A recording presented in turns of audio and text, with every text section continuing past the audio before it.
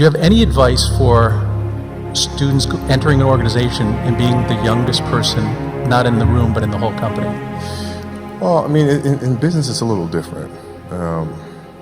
It's. I think the best way to prove your value is to work, is to learn, is to absorb, to be a sponge. But you always want to outwork your potential. As hard as you believe you can work harder than that.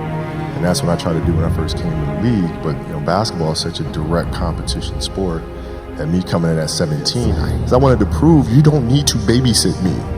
Like I'm fine, And so it's always that competitive nature, the work ethic, and curiosity. Because I asked a lot of questions. Playing with Byron Scott, I asked him a lot of questions. Eddie Jones, who was great at chasing guards off the screens, and I didn't understand how to do that.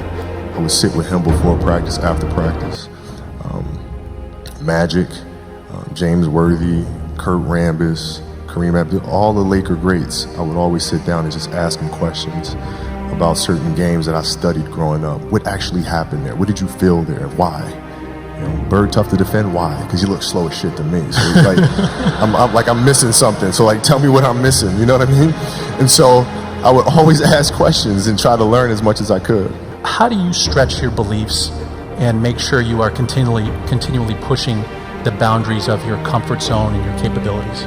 I just dream. I have dreams, and dreams is they should be pure. I think a lot of times when we're born into this world, we actually wind up going backwards. And it seems like the more we mature, the more responsible our dreams become.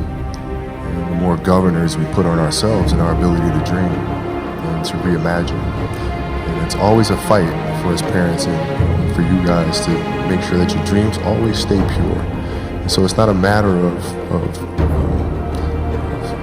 pushing beyond the limitations or expectations. It's really a matter of protecting your dreams, protecting your imagination. That's really the key. And when you do that, then the world just seems limitless.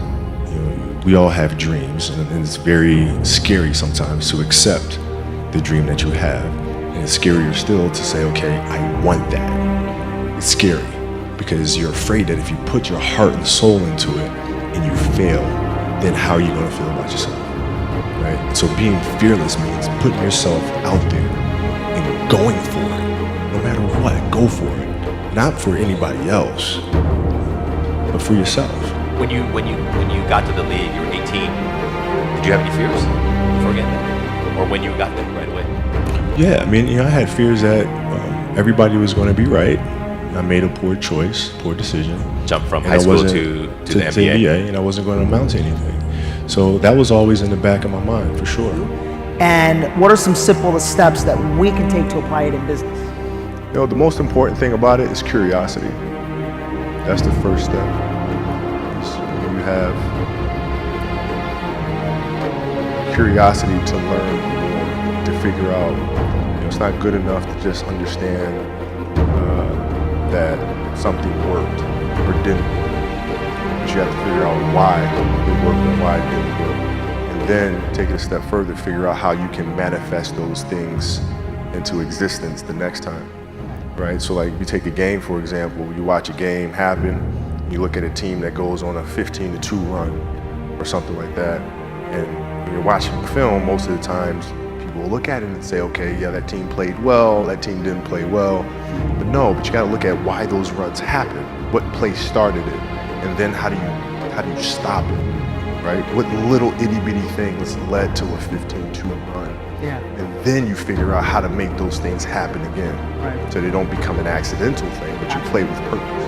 And it's the same thing in business. Same thing. Absolutely. I love that. I think it's very simple. You have to dance beautifully in the box that you are comfortable dancing in. Right? So everybody's box is different. My box was to be extremely ambitious within the sport of basketball. Your box is different than mine.